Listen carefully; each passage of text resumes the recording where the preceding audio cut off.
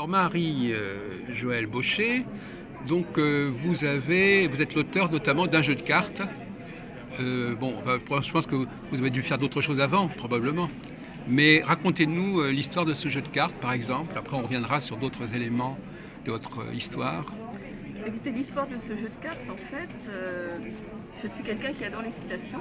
Oui, Et j'ai eu l'idée de faire un jeu qui puisse servir aux personnes à la fois dans le cadre d'un travail de développement personnel et également à tout un chacun dans le cadre de sa vie privée en dehors de tout travail sur soi. ce sont des citations que vous avez prises chez différents auteurs, ce ne sont pas vos propres textes. Ce ne sont pas mes propres Ah d'accord. textes. Bon. Et donc c'est un petit peu la c'est toute là vous avez c'est le résultat de toute une fréquentation de la littérature depuis des décennies à la limite. Oui, en fait, depuis l'enfance, je suis passionnée de citations. Depuis Jean de La Fontaine, etc. Voilà. Mais là, si vous voulez, j'ai choisi des citations qui vont dans le prolongement de mon travail. Comme je travaille en fait principalement sur la connaissance de soi. C'est pour ça que la société s'appelle Socrate Up. Socrate Socrate Up. Up, d'accord. Voilà. Parce qu'en fait, je travaille sur la connaissance de soi, la maïotique, se poser les bonnes questions pour que le potentiel des personnes et des situations émergent, si ce n'est naturellement, du moins le plus facilement possible. Et vous pensez que les cartes, ça peut servir à ce genre de maïotique? Alors, de temps en temps, pour moi, j'ai tout un ensemble d'outils qui me permettent justement de supporter ma démarche, mais qui sont des outils qui sont très très personnalisés pour chacun de mes clients, si vous voulez. Oui. Et par contre, ce jeu de cartes, lui, il est polyvalent. C'est-à-dire qu'il peut être utilisé dans le cadre d'une démarche de développement personnel, mais il peut être utilisé par tout un chacun pour que la personne aime les citations. On peut se tirer une citation le matin. J'ai prévu un petit support pour qu'on puisse poser sa carte à côté de soi. La carte du jour. Carte du jour, voilà, à côté de son ordinateur, dans sa cuisine, où on veut. On peut aussi se servir du jeu de cartes quand on a une situation où on a un peu dans le guidon. Alors finalement, ce qui est intéressant, c'est se rencontrer au hasard des citations. Donc la question qui vient, c'est est-ce que c'est le hasard qui fait... Qu'est-ce que c'est que ce hasard qui fait qu'on va tirer une citation qui nous correspond ou qui correspond à ce moment? Alors le hasard, ce sont les dés. Je fournis le jeu avec des dés. Oui, mais le hasard... Alors c'est vrai que le mot hasard veut dire dés, je crois, en arabe. Je sais pas quoi. Mais qui est-ce qui guide les dés? Enfin, ce qui guide les dés, c'est la main du lanceur de dés et à travers la main du lanceur de dés, le hasard, si tant est que le hasard existe. Donc on peut mettre tout ce qu'on veut sous le nom de hasard en fait. On peut mettre tout ce qu'on veut. On peut mettre Dieu, les guides, l'inconscient, le soi, Voilà. Oui. Excusez-moi, vous connaissez bien ce milieu, enfin le milieu à quel milieu vous appartenez, on peut dire en quelque sorte? Le milieu des psys, le milieu des thérapeutes, comment vous vous situez? Non, justement, c'est pour ça que j'ai appelé ma boîte Socrate Up. Moi, j'ai plus une approche de questionnement. Oui. En fait, je fais un peu ce que faisait Socrate quand il se promenait dans la cité et qu'il interpellait ses concitoyens pour les faire réfléchir. Oui. En fait, j'ai créé des outils et j'utilise ces cartes pour réfléchir, en fait. Mais je ne le fais pas dans une démarche thérapeutique. Je pense qu'on peut se connaître en s'observant. En fait, c'est un peu. Est-ce qu'on pourrait dire que c'est un prétexte quelque part, la carte, un prétexte pour se focaliser sur une certaine direction, mais pas forcément parce que ça renvoie à un savoir supérieur. Non, chacun l'utilise au niveau où il souhaite l'utiliser. Ah oui, c'est ça, oui. C'est pour ça que j'en ai fait, vous voyez, il est à la fois, il peut servir en développement personnel, il peut servir dans un contexte de loisir, vous voyez, faire un petit café philo autour des cartes. Oui. Chacun l'utilise, en fait, vous savez, c'est les lois de la systémie, en fait. Oui. Le jeu est neutre en lui-même, Ouais. C'est l'utilisateur qui va colorer le jeu. D'accord. Et alors finalement, quel est l'usage que l'on peut faire de ces cartes, à votre avis? Qu'est-ce que ça nous apporte de tirer une carte pour une journée ou quel genre Est-ce que c'est un peu comme le yiking? Est-ce que c'est quelque chose c'est une sagesse en tout cas? C'est l'utilisateur qui en décide. Oui.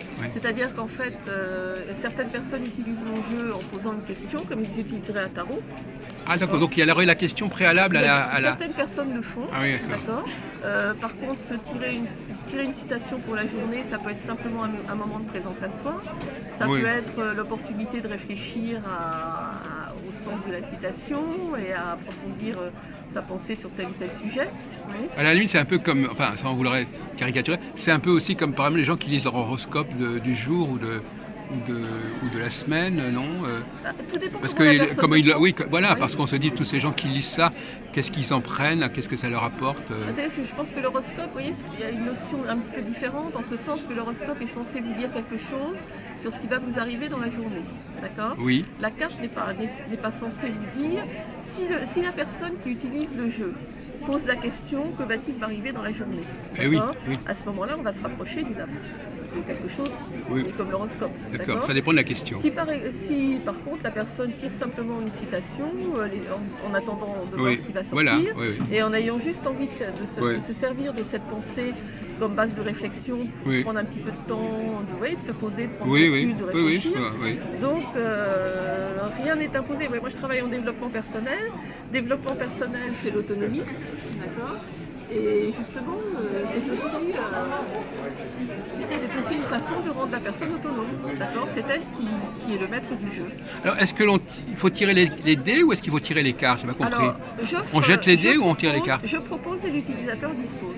D'accord. Voilà, encore une fois. Oui. Voilà, donc je lui propose les dés, Oui. mais il est libre. Et s'il tire les dés, comment vous faites à ce moment-là? Alors, quand je fais les dés, vous avez 3 dés. Oui, comme dans 421, oui. Voilà, je vais vous demander, alors, vous pouvez, quand la personne a plusieurs jeux, elle peut éventuellement choisir le 3e dé pour sélectionner le jeu. Mais Ah oui. l'idée, c'est surtout de demander à la personne, parmi les 3 dés, d'en choisir 2. Ah d'accord. Parce que ça, c'est encore un moment de présence à soi, vous voyez. Autrement, voilà. ce qu'on dit quand il y a 3D, ça permet de choisir quoi? Je n'ai pas compris. Vous en choisissez 2 sur les 3, De quoi? 2 dés. Ah oui, c'est ça. Bon, vous voulez que je le fasse, par exemple? Si vous voulez, allez-y. Quels sont les dés qui vous tentent aujourd'hui? Je prendrais le jaune et le noir, par exemple. Alors, vous voyez, les cartes sont numérotées ici. Ah oui. Vous avez le chiffre. J'avais pas fait attention. Ah oui, Des d'accord. unités. D'accord. Donc c'est pas un tirage comme ça sauvage. D'accord. Et donc, vous prenez votre convention, vous choisissez le dé que vous voulez utiliser pour les dizaines et le dé que vous voulez utiliser pour les unités. Mais là déjà, c'est une réponse déjà là quelque part. Non, c'est-à-dire que là, si vous prenez le noir en dizaines, ça vous donne 42. Si vous prenez le jaune en dizaines, Oui, ça vous donne 24. c'est ça. Bon, Donc- alors je vais quand même les rejeter. Alors, Oui, et lequel choisissez-vous pour les dizaines? je vais prendre le noir pour les dizaines, D'accord. Marie-Jo. Alors, je vous laisse lancer les 2 dés. Ah mais ça revient le même. Donc, ça nous fait 43. Oui. Et vous avez le choix entre 3 jeux. Maxime de vie numéro 2, Maximes orientales. D'accord. Maxime de vie numéro 2. Et Maximes orientales. Numéro 2, je sais pas, oui, pourquoi pas. Alors, 43. Il est là. Voilà, il est là. Donc, vous tombez sur la citation « La chance ne sourit qu'aux esprits préparés ». Louis Pasteur. Oui, pas mal, Pasteur, oui. Oui, je crois que je pourrais. Oui. Donc ça vaut pour aujourd'hui ou ça vaut pour... C'est vous qui décidez, Oui. d'accord? Ce jeu vous appartient, enfin vous voyez, la personne a le jeu, il lui appartient, il l'utilise. D'ailleurs, j'ai marqué ça dans mon petit manuel, vous voyez, grand public, entre guillemets. Les utilisations proposées ci-dessus ne sont pas exhaustives. Ce jeu est le vôtre, utilisez-le comme bon vous semble, inventez vos propres règles. Oui, on a compris. Et vous avez d'autres techniques disponibles? Non, vous avez d'autres outils de travail? Oui, j'ai d'autres outils, mais ceux-là, si vous voulez, sont vraiment des outils que j'utilise en tête-à-tête avec mes clients. Oui, oui, d'accord, oui. Donc, chaque client est différent, donc chaque outil est différent. Donc là, on a cette... Alors, une fois que finalement, votre rencontre, votre consultation, si on peut dire, ça ne se réduit pas au tirage. Il y a un commentaire, il y a un entretien qui découle de cela, je n'ai pas compris. Si vous voulez, ce jeu-là est un jeu tout public, d'accord? Oui. Dans la version tout public, il va s'acheter comme un jeu de société. Oui. Et fourni avec une règle du jeu, Oui. Un petit peu ce que je vous ai évoqué comme utilisation possible, et les gens vont l'utiliser tout seuls. Voilà, c'est ça. Et quand je suis en rendez-vous individuel avec quelqu'un, Oui, alors cet outil n'est qu'un support pour moi. Oui. D'accord? Donc je ne l'utilise pas nécessairement. Ça n'est pas le jeu qui est au centre du rendez-vous. Voilà, c'est le jeu qui vient parfois supporter un travail que je fais avec mon client. Oui. D'accord? Donc, et là, je peux l'utiliser de façon extrêmement diverse. Vous voyez, là, par exemple, je peux travailler avec un client, la citation peut faire sens à ce moment-là. Vous voyez, il y a des tas d'utilisations possibles. Et puis ça peut il peut apprécier cela, il peut se dire oui, pareil, il y a une autre source d'information qui vient confirmer ce que cette dame a dit. Enfin, je sais pas, Moi, en fait, il y a des gens qui sont sensibles à ce qu'il y ait une intervention comme ça, un peu du hasard, qui vient recouper ce qui a été dit. Oui, c'est-à-dire que je pense que dans un rendez-vous, par exemple, dans certains contextes, parce qu'encore une fois, il y a tellement d'utilisations possibles, mais dans certains contextes, précisément, la citation va corroborer, vous voyez, Oui, corroborer, voilà. Une découverte du client, ou Oui. un déclic qui s'est fait. Donc vous préférez tirer la carte à la fin de la consultation ou en cours de consultation? Mais en consultation, je ne fais pas forcément je non. fais pas de tirage de cartes, vous voyez. Non. En consultation, c'est vraiment un outil. Donc quand est-ce que la personne va tirer les cartes? Elle a tiré la carte en partant de chez vous? Là, si vous voulez, c'est ce que je vous ai montré en tirage de cartes, d'accord? C'est dans l'utilisation grand public. Oui. La personne n'a pas besoin de moi. Oui, Vous c'est ça, oui. Elle va travailler toute seule. Ensuite, en consultation, peut-être que je vais faire travailler la personne sur la totalité du jeu, d'accord? Oui, ah oui, d'accord. Où elle va s'interroger, on va travailler sur un sujet bien délimité, et le jeu va pouvoir l'aider, vous voyez, à trouver des pistes de réponses, par exemple, aux Oui. questions qu'elle se pose, ou va l'aider à réfléchir. Ah oui, quand même, oui. Ouais, mais là, je n'ai pas de règles. Oui, je n'ai pas de règles dans le cadre d'un rendez-vous. Parce que le rendez-vous, je ne sais pas avec quoi la personne arrive, je ne sais pas ce sur quoi nous allons travailler. Et qu'est-ce que vous pensez d'autres types de jeux comme le tarot, par exemple? Est-ce que vous avez de la sympathie pour ce genre de jeu ou est-ce que c'est tout à fait autre chose pour vous? Si vous voulez, je connais le principe du tarot. De toute façon, mon jeu peut être utilisé aussi comme un tarot. Oui, voilà. Oui. Le tarot est basé sur les synchronicités de Jung, c'est-à-dire que l'énergie de votre question ou l'énergie que vous dégagez à un instant T quand ça entre en résonance avec l'énergie de la carte. C'est ça le principe. Donc je pense que le tarot est très intéressant. Il y a toute une symbolique derrière le tarot dont je ne suis pas spécialiste. Je pense que ça a un intérêt considérable qui est de faire travailler à la fois le cerveau droit et le cerveau gauche. Donc dans une réflexion, je ne suis pas du tout, si vous voulez, je ne suis pas spécialiste du tarot, je connais la symbolique des lames, mais je ne suis pas spécialiste du jeu. Alors une question un peu étrange,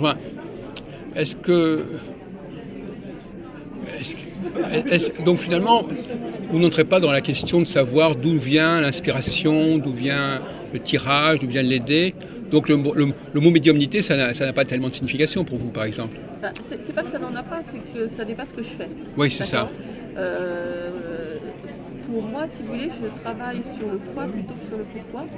Parce que ce que vous allez dire, on pourrait se dire, est-ce que vous êtes inspiré quand vous dites ce que vous dites à la personne, quelque part? Je pense. Vous avez des intuitions, vous avez des flashs peut-être, je ne sais pas. Alors je ne suis pas du tout médium, mais par contre je pense que notre inconscient c'est beaucoup de choses. Voilà, c'est ça. Et que beaucoup de choses s'expriment. Oui. Vous savez, c'est comme un acte d'achat par exemple. L'acte d'achat, il n'est pas rationnel. Oui. Peu de choses sont vraiment rationnelles dans notre... Alors une question que je voudrais vous poser, c'est comment peut-on... c'est un mot un peu fort, mais là je suis en train de lire un livre que je ne sais pas, vous connaissez peut-être, c'est un livre qui est pas mal fait, je crois. C'est ce livre-là. Comment peut-on, question qu'on pourrait poser à tout praticien, comment peut-on, qu'est-ce qui vous fait penser que vous êtes sur la bonne voie, par exemple, avec ce jeu? Quel est le retour, quelle est la validation, quel type de validation on peut attendre dans ce domaine, dans ce processus de consultation? Alors, bon, déjà, moi, je ne suis pas de psychothérapie. Mais de manière générale, comment vous validez, à vos yeux, comment vous validez votre méthode? En fait, j'ai des feedbacks de clients. Voilà, c'est ça. Là, j'ai reçu 2 mails de clients récemment, vous voyez, je les ai. Oui, mais c'est ça. C'est une façon de valider, effectivement, oui. Je pense que je les ai avec moi. Oui, c'est ça. Oui, c'est assez parlant quand même, oui. Voilà, vous voyez, je les avais. Ouais. Je les avais recopiés parce que voilà, j'ai une cliente justement qui est passée au Salon Zen l'année dernière. Vous étiez déjà là l'année dernière? J'étais déjà là je vous ai manqué alors, oui. Il m'a dit, je vous remercie pour nos séances qui m'ont bien fait progresser. Je me sens beaucoup mieux que l'année dernière quand je vous ai rencontré au Salon Rentrée Zen et que je doutais de la suite à donner à ma vie. Je pense que j'ai gagné en confiance en moi et sur la place que je me donne. La preuve en est, je m'autorise à me lancer dans des projets ambitieux et samedi, j'ai accepté l'interview d'une journaliste. L'interview dans son travail à elle. Oui. Oui. De toute façon, nous restons en lien par les jeux de cartes qui m'apportent souvent des réponses à mes questions. Donc il y a un suivi avec les cartes, oui, effectivement. Donc il y a eu plusieurs séances, elle dit. Il y a eu plusieurs séances. Elle, j'ai fait 9 séances avec elle. Oui. Mais il y en a avec qui je fais beaucoup. Vous voyez, il y en a une autre qui m'a envoyé quelque chose. On a fait 3 séances ensemble. Une question donc un peu naïve. Quelle est la raison d'être de cette multiplication de séances, de cette succession de séances Si vous voulez, tout dépend de la problématique avec laquelle vient la personne. Qu'est-ce qui fait que, par exemple, pourquoi est-ce qu'on aurait pu en faire moins ou plus? Enfin, c'est toujours une question qu'on se pose souvent. Qu'est-ce qui fait que le traitement, si on peut dire, trouve une fin, par exemple? Enfin, une fin en tout cas. Pourquoi on n'en ferait pas plus ou moins? Ensuite, c'est à la personne de sentir si elle est arrivée à ce qu'elle souhaitait. Donc la séance est censée, chaque fois, faire avancer la personne quelque part. Ou quel est le sentiment? Si on se met à la place de la personne, qu'est-ce qui fait qu'elle se dit tiens, ça va bien, ça avance bien, ça promet? Vous voyez que comme elle ne se sentait pas sûre d'elle, elle avait du mal à prendre sa place devant un auditoire, elle pouvait perdre complètement ses moyens si quelqu'un la remettait en cause. Surtout si c'était dans son travail. Dans son travail, tout à fait. Oui, alors là, évidemment. Et là, on a travaillé avec un certain nombre d'outils, donc ça lui a permis de mettre en perspective en fait ce qui se passait. Comment la relation s'établissait. Oui. Et bon, il y a eu d'abord une prise de conscience, et puis après, elle s'est un peu exercée. Et puis, ça s'est étalé sur combien de temps ces séances? On a fait à peu près 9 séances sur 9 mois à peu près. Ah, une fois par mois? Ah oui, donc effectivement. Mais vous le saviez déjà avant qu'elle vous écrive ça, qu'elle avait avancé, enfin elle était... on voit bien qu'on avance au fur et à mesure. Voilà, c'est ça. Alors l'autre lettre, c'est quoi? L'autre texte? Alors là, oui, c'est une personne avec qui j'ai fait 3 séances où j'avais pas l'impression de l'avoir aidée. Et du coup, je lui ai écouté. Bon, elle était contente, mais je voyais vraiment pas ce que... Et puis elle m'écrit selon moi, Socrate est une société d'éveil qui valorise le potentiel. Parce que je lui avais demandé en quoi vous ai-je aidé. Ah oui, d'accord. Donc elle me répond ça, elle me met selon moi, Socrate est une société d'éveil qui valorise le potentiel. Socrate Up. Elle a mis Socrate, il faut que j'appelle.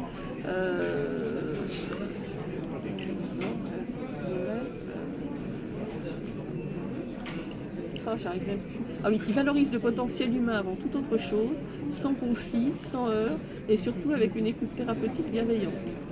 Moi je ne suis pas thérapeute en fait, mais c'est son ressenti. Oui.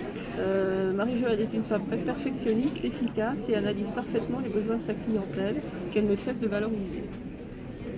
Socrate est une entreprise à taille humaine, comme Isabelle. D'accord. Enfin, moi je reprends tel quel ce que la personne a dit, mais...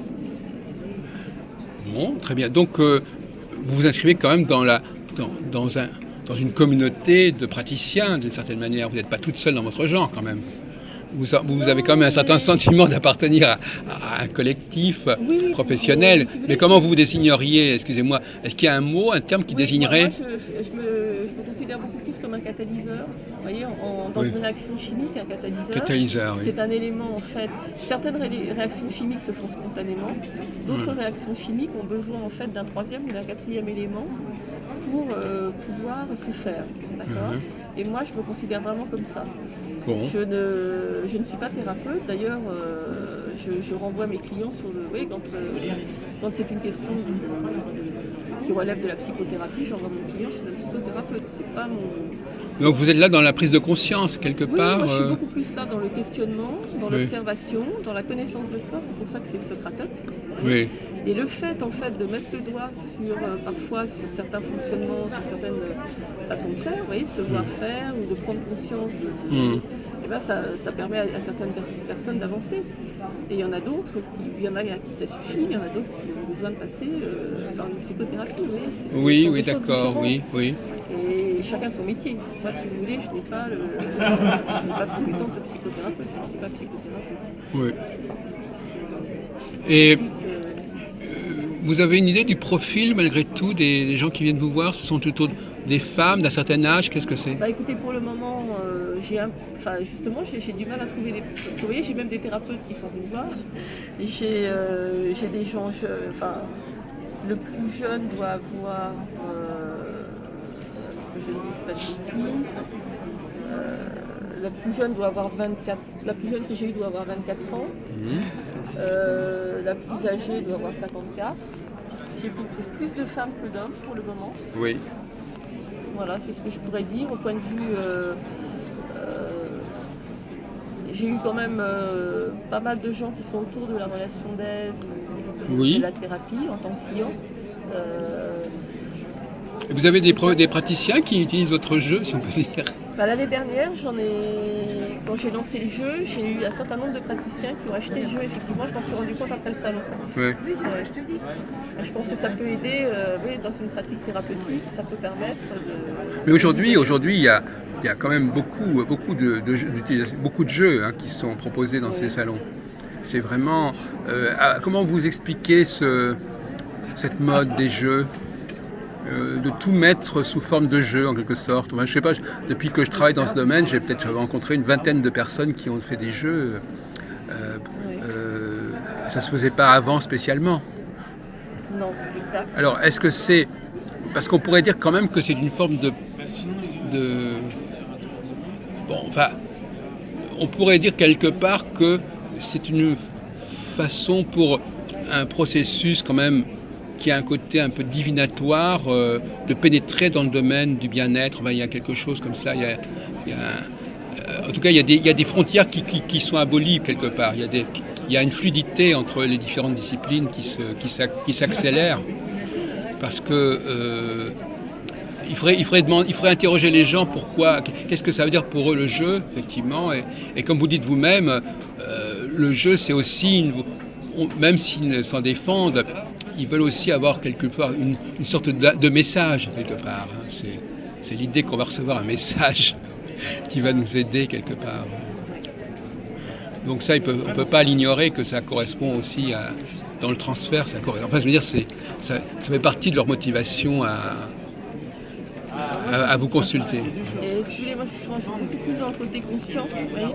C'est-à-dire c'est plus dans l'utilisation du jeu, dans l'utilisation grand public du jeu. Oui. Il y a ce côté qui peut être divinatoire si les gens en ont envie, vous voyez. Mais dans mon utilisation professionnelle, elle est très cartésienne. Oui. Elle est justement, c'est vraiment quelque chose qui permet surtout comme vous voyez, mes cartes de Socrate, c'est comme une carte géographique. Enfin, ça vous permet de mieux vous repérer et de vous déplacer sur un territoire. Je n'ai aucun jugement de valeur sur le... Oui. Mais dans ma démarche, j'ai beaucoup plus une démarche qui est une démarche d'observation. Vous voyez, si j'utilise la carte, enfin le jeu de cartes dans mes consultations individuelles, ce n'est pas dans un sens divinatoire, c'est dans un sens... vous voyez, la cliente qui m'a mis l'appréciation, elle vient utiliser le tarot, donc c'est dans son utilisation individuelle. Enfin, j'imagine, oui. Parce que dans son utilisation individuelle, elle l'utilise comme ça. On a l'impression, oui, voilà. Oui. Mais moi, quand je l'utilise en rendez-vous, je ne l'utilise pas du tout comme ça. Non. D'accord ? C'est vraiment parce que ça n'est pas que... Enfin, c'est parce que dans ma démarche, j'ai une démarche qui est, au contraire, une démarche d'observation et d'analyse. D'accord ? C'est ça que je fais avec les clients, en fait. Ouais, oui. C'est de mettre un peu d'ordre, de tirer un peu les échevaux, de mettre de l'ordre dans du désordre. Ouais. Donc la carte me sert beaucoup plus de support de réflexion, d'analyse. Donc vous êtes à l'écoute des personnes, de ce qu'elles vous disent, c'est ça ou... Oui, bien sûr, l'écoute est primordiale de toute façon dans l'échange. Et donc finalement, vous avez des modèles qui vous permettent, des grilles de lecture de ce que les gens vous disent. En fait, je vais être plutôt, disons, un miroir déformant de oui. ce que va me dire la personne. Oui. Par rapport à ce qu'on travaille, je vais pouvoir fournir à la personne des outils qui vont lui permettre de mettre en lumière ce qu'elle fait, d'y voir plus clair, de décrypter la situation, de mettre des mots sur les choses, de mettre la situation en perspective. Oui. C'est pour ça que c'est un travail très différent d'un travail de psychothérapie, de psychanalyse. Là, c'est un autre métier, ce sont d'autres compétences qui ne sont pas les miennes. C'est comme une relation d'aide, quelque part. Oui, d'une certaine façon, c'est une relation d'aide, voilà, d'accompagnement. Oui. Accompagnement. Et vous pensez que... Alors, à partir de... Je vais vous poser une question un peu idiote. Enfin, est-ce que vous pensez que c'est bien de chercher de l'aide chez quelqu'un d'autre ou est-ce que les gens doivent s'aider eux-mêmes, si on peut dire? Bah oui, je suis catalyseur, ce qui signifie que c'est la personne qui fait le travail. Ah oui, d'accord. C'est pour ça que je me suis... Moi, si vous voulez, je vais créer un environnement favorable pour que c'est comme en chimie, si vous voulez. Le catalyseur va permettre à la réaction de se faire. Moi, je vais créer un environnement favorable pour que les choses se fassent chez mon client. Voilà. D'accord. Oui. Ensuite, c'est lui qui travaille. Enfin, je veux dire, c'est lui qui... La solution, de toute façon, c'est lui qui l'a. Par contre, je peux aussi créer des... Comme le disait Einstein, un problème bien posé est en bonne voie de résolution. Alors justement, pour terminer un peu notre entretien, le mot la solution, ça veut dire quoi? Quelque chose qui se débloque, par exemple, ou une décision qui se prend Oui, enfin la décision, c'est la personne qui la prend, mais si vous voulez, quand vous avez posé le problème, ça aide à la prise de décision. Oui, c'est ça. Et en fait, moi, mon objectif, c'est d'aider mon client à y voir plus clair, de lui donner des outils qui lui permettent de décrypter la situation dans laquelle il se trouve, et donc de lui donner un maximum d'éléments pour prendre sa décision. Vous voyez, c'est exactement comme quand vous êtes dans une entreprise, vous présentez un dossier à votre direction générale, et il faut que le dossier soit clair, précis, que vous avez la faculté de choisir, mais que vous n'interveniez pas, vous n'avez pas influencé leur décision, mais vous avez à leur donner de façon concise le maximum d'éléments pour qu'ils puissent prendre cette décision. Et eux-mêmes doivent donner aussi des éléments, je pense. Oui, et c'est ce que fait mon client lorsque nous échangeons. Voilà. Vous voyez, le client me donne des éléments. Par rapport à ces éléments, ça me fait penser à des outils qui peuvent l'aider à éclaircir la situation ou à la décrypter. Sans vouloir être indiscret, quels sont ces outils? J'utilise l'analyse transactionnelle. Voilà, c'est ça que j'aimerais quand même que vous nous disiez un tout petit peu. Parce que je travaille beaucoup avec les 4 disciplines de base avec lesquelles je travaille, sur l'analyse transactionnelle, la PNL, l'énéagramme et l'approche systémique. D'accord, voilà. Et par rapport à ça, si vous voulez, Bon, donc vous êtes équipé quand même sur ce plan-là. Oui, je suis équipée. Non, parce qu'on ne faudrait pas qu'on laissait aux personnes l'impression que bon, enfin, je sais pas, c'est quand même important que vous parliez un peu de vos outils. Oui, ce sont ces outils-là, j'en ai d'autres petits à côté, oui, mais les 4 principaux sont ceux-là. D'accord. Bon, effectivement. Mais écoutez, je vous remercie cet entretien. J'espère qu'il ne va pas être trop long. On est approché d'une demi-heure quand même.